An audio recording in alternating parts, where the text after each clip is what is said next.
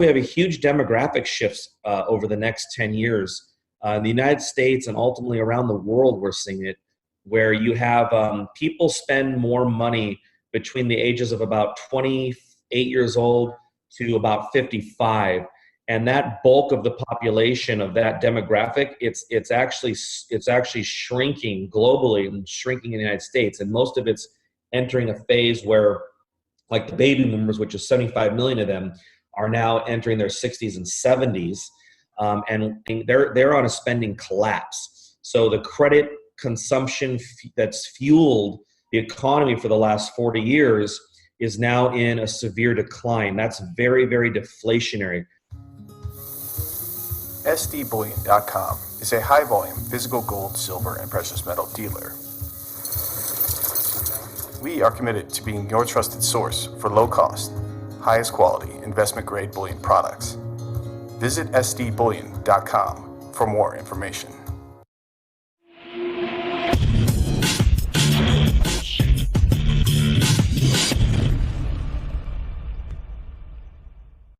Welcome back to Silver Doctors. Today I'm excited to have first-time guest, Mr. Daniel Ameduri. He's the founder and creator of FutureMoneyTrends.com. He's also an investor as well as an author. And today he's joining us to share his thoughts on the global economy, our monetary system, and a variety of other subject matter. So Daniel, welcome to Silver Doctors. Yeah, thanks so much for having me on the show. Well, Daniel, I appreciate you taking time for us here. Definitely looking forward to getting your thoughts on a couple of things. But before I dive any further, for those that may not know who Daniel Ameduri is, can you give us a little bit of your background and how you've arrived at this point in your career? Sure. I've been an investor and an entrepreneur my whole life. Owned my first business, real business, at 16. Bought my first rental property at 18. I've made a lot of mistakes. I've blown myself up. I've ended up in bankruptcy attorneys' offices. I've never filed bankruptcy, but I mean, that's how low it got. And I've just been, through a lot of different financial experiences in the stock market and real estate market. Luckily, being a millennial, on the tip of it, I was able to experience the 2008 crisis and the 2000 crash. And I say luckily because, experiencing those type of things makes you a lot smarter coming out after them. Of course, I went into them like an idiot and lost a lot of money. But those are lessons that are scarred deep, deep, deep in my brain. And I think it's made me more of a prudent investor and an entrepreneur. And I share all my thoughts and ideas at FutureMoneyTrends.com. Sounds good. Well, I appreciate you for sharing that. And so let's get right into the nitty gritty of our discussion, because I want to definitely find out what you're keeping an eye on. So we're approaching the end of the year, less than, say, 60 days before the 2019 is over with. And then we're entering into 2020, which, God knows what holds for us then. But at this current moment, what are you keeping your eye on? What concerns you the most at this current time frame? I think there's a melt up happening, and the risk and the temptation is to really get into equities and gold and everything and just go all in. But I'm definitely participating and encouraging people to participate. But at the same point in time, I'm always reminding myself that this is all built on air. It's a house of cards. It's unsustainable. Stocks are rallying because of what the Federal Reserve is doing. The economy is moving along the way it is because it's being injected with $1 trillion of deficit spending, and God only knows how much fraud and manipulation is going on involved with the central banks and the federal government, from our statistics to the actual open purchases of stocks on the market from central banks. So that's going on. That's in my head, but at the same point in time, I'm one of those people who thinks that we're going to see Dow 50,000 is more likely than Dow 5,000. And it's not because I think the Dows and everything's going to be doing so well. I just think that the currencies globally are being devalued. And that as we look at the U.S. numbers, a lot of us, because we live in the U.S., we go, holy crap, it's really bad. But then if you take time and actually look at what's going on in the other major economies that supposedly would be alternatives to the dollar or alternatives to the United States as far as investing, and you realize they're in far worse shape. China's banking system, far worse shape. Europe is just a disaster. So the United States is still the best place. If you look at 95% of the world that doesn't live in the United States, they're looking at it and going, I need to own U.S. stocks. I need to own U.S. real estate. So there's a lot of cross currents here. So as far as what concerns me is where does this all go? What does the reset look like? And I truly don't know. And then as far as the opportunities, I think right now you want to own stuff. You want to own gold, you want to own silver. Mining stocks probably are the best opportunity in the entire market. But I still want to own Walt Disney Corporation. And I still want to own big, safe companies that I look at as both growth opportunities, but most importantly, preservation.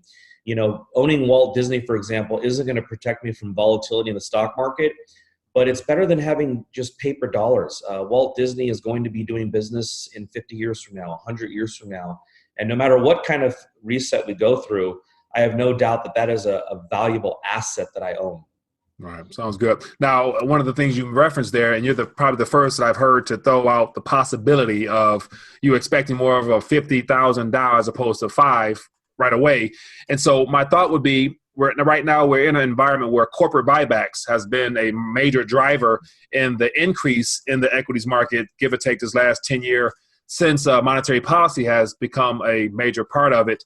And so do you see more of the same as far as central banking policies spurring on the growth? Because I imagine, from the main economy, most people aren't actively investing in all of those equities that are driving up the Dow at the rate that it's currently going. So where do you see this growth coming from primarily?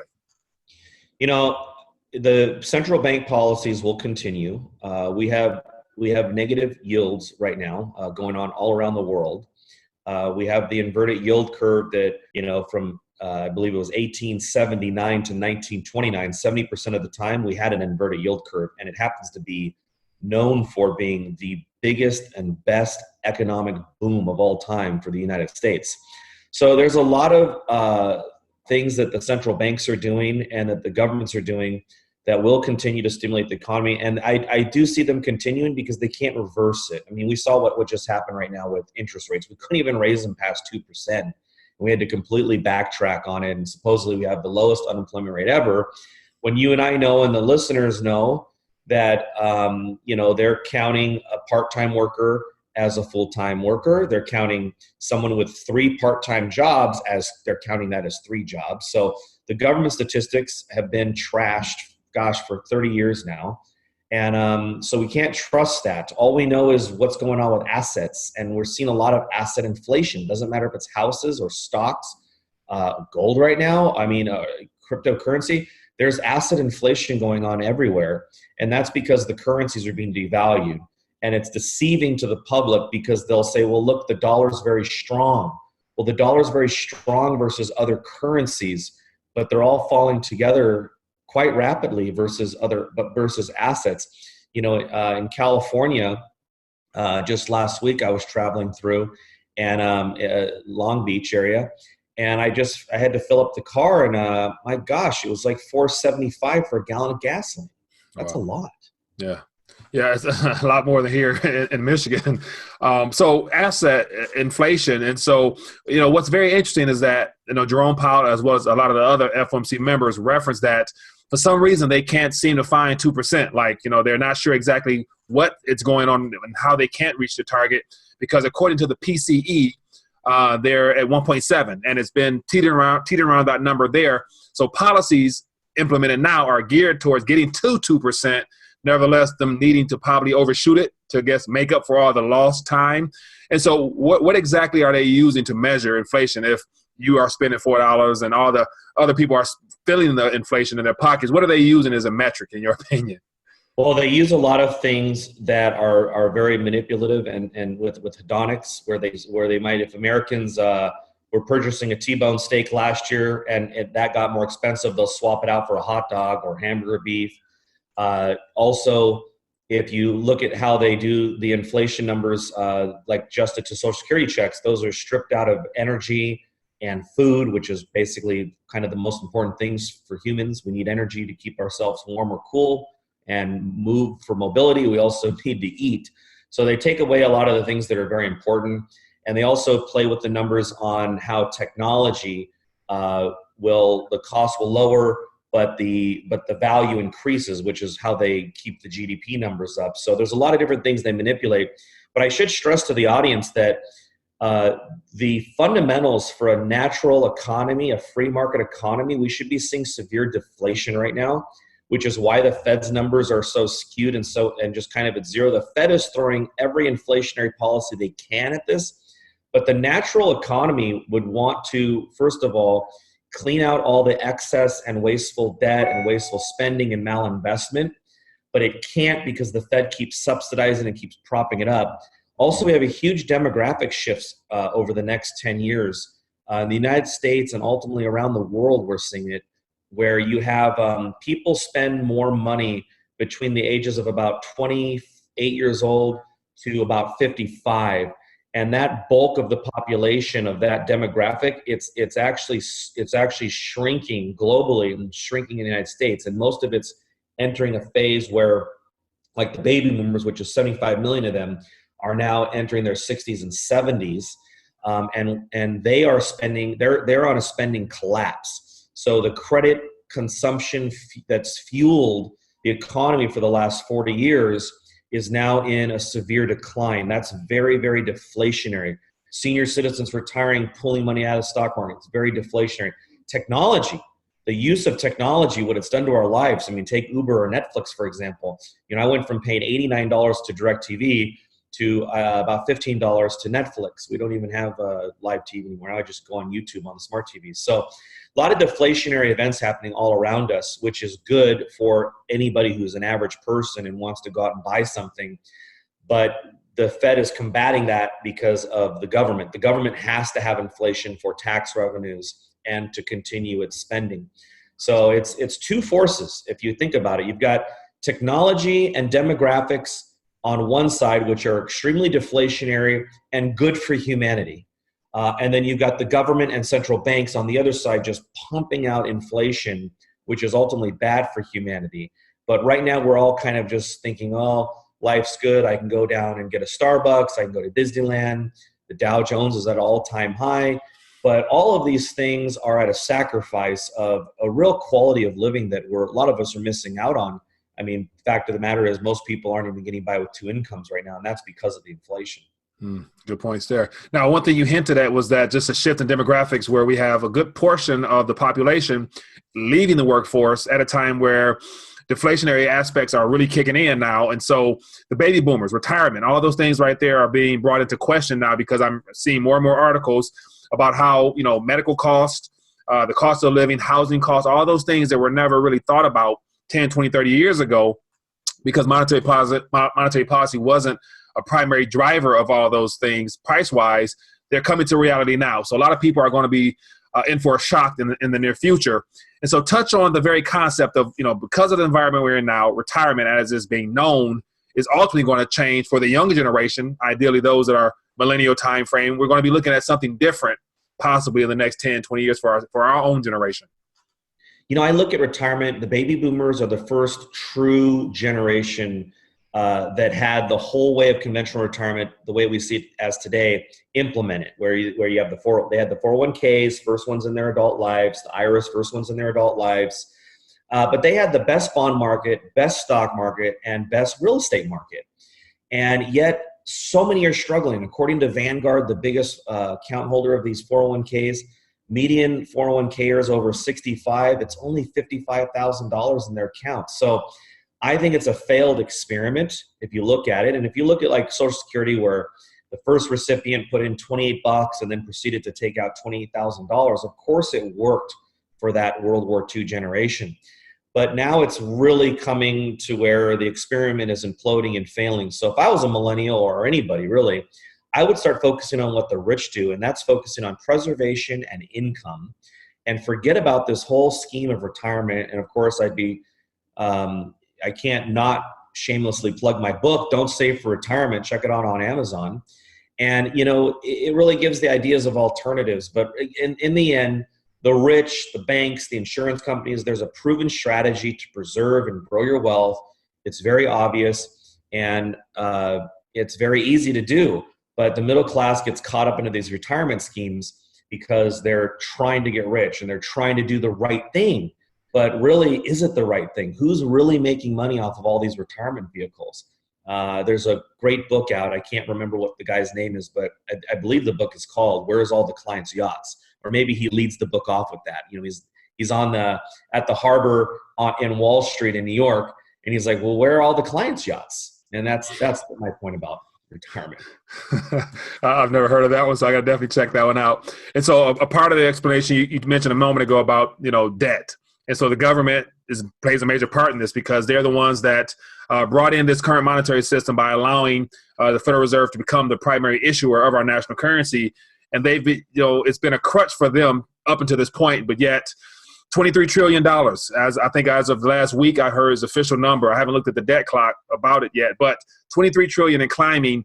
I guess the math is not adding up because how do you pay that back and how do you address the interest on that and all the fine details of that on top of all the unfunded liabilities that's not on the balance sheet. So where does this national debt take us? And so how much should we really begin making preparations for the day that has to be dealt with outside of our own personal finances and things like that? Well, I always think people should have a portfolio of gold. That should be like a core thing you buy, first thing you buy perhaps, because it's real money, it's cash. That's the whole purpose of having money. You take your labor, you take your ideas, you take the value creation you provided to the world, and then you store it into something. You put it into money, and gold is money. It's not controlled, it's not devalued by some foreign entity. So I think you should always hold some gold. I like silver right now, especially because I think it's just so undervalued.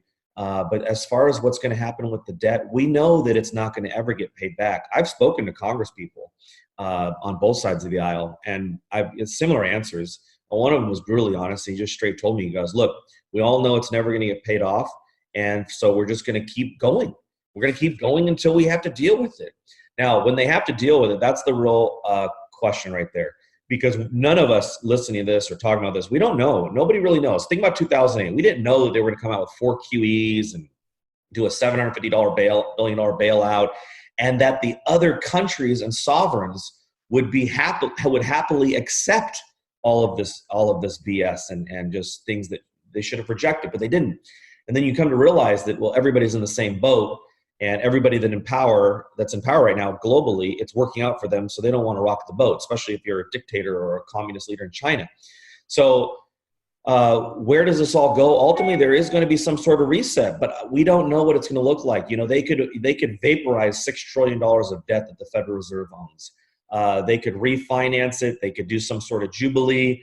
They could back the U.S. currency with natural gas, oil, gold. I don't know what they're going to do, but I wouldn't fully think that it's going to be the Walking Dead around here, and it's going to be, zombie apocalypse with financial chaos and rioting in the streets.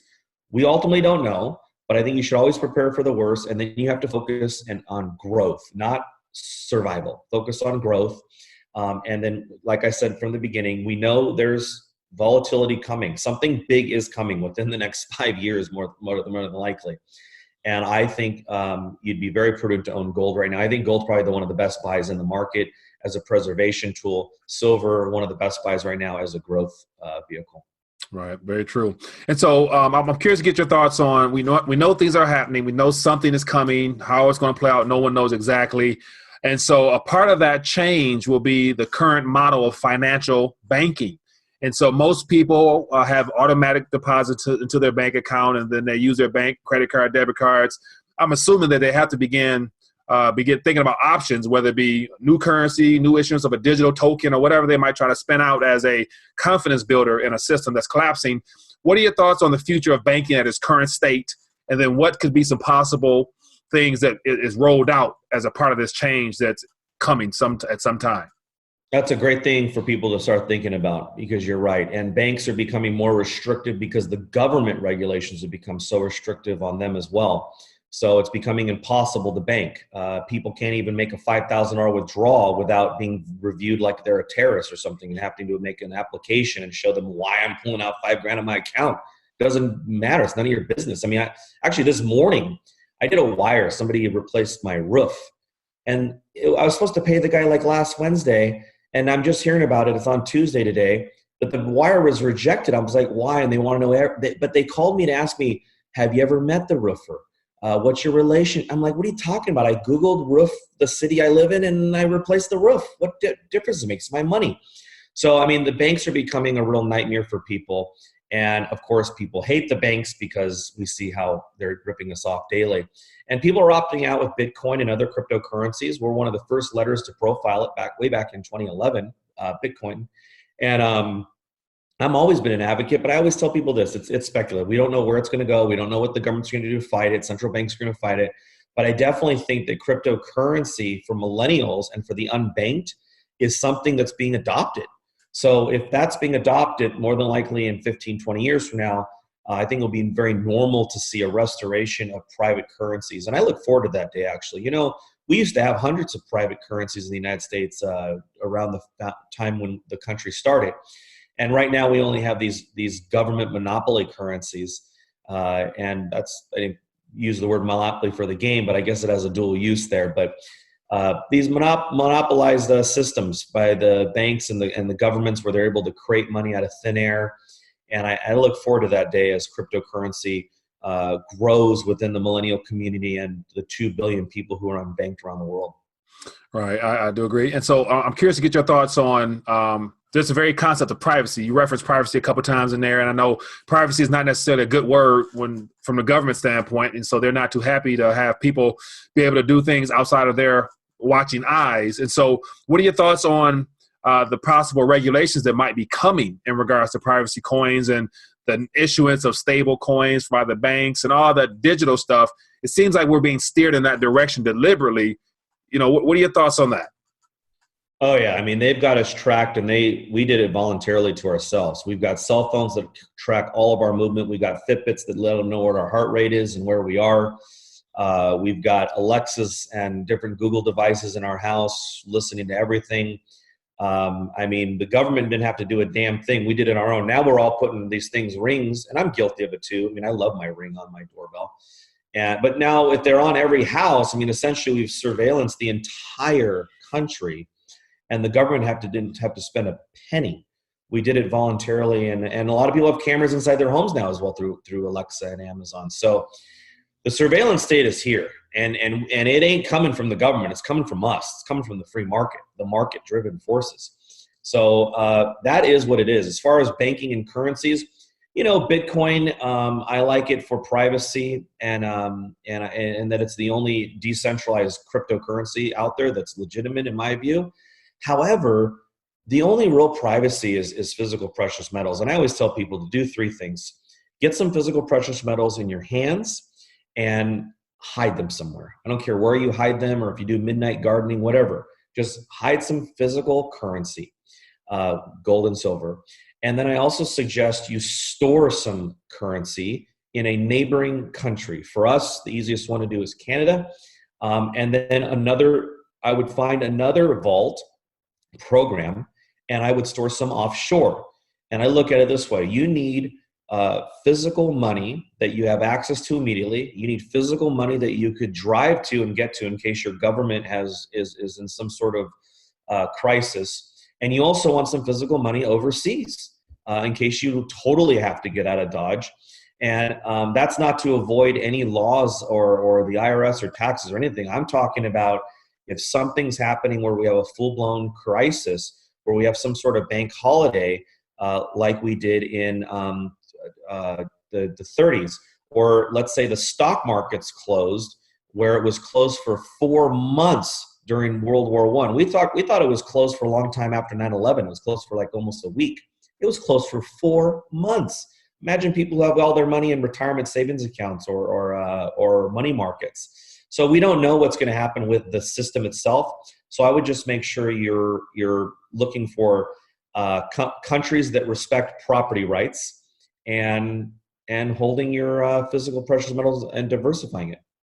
Now, as we draw towards the end of our discussion, I'm curious to get your thoughts. We're entering the political realm, political season. There's so much going on now between a president that loves to use Twitter to share his thoughts and opinions, and we have another side of the aisle that prefers to offer free stuff and all types of things of that nature. Next year, where will we end up, in your opinion, based upon the trend and where everything is heading, based upon the pinch in people's pockets? Give us your thoughts and your assessment on the 2020 presidential election. Because of what's happening with the Democrat Party, nobody really talks about it, but it's really very divided. The election was stolen from Bernie Sanders.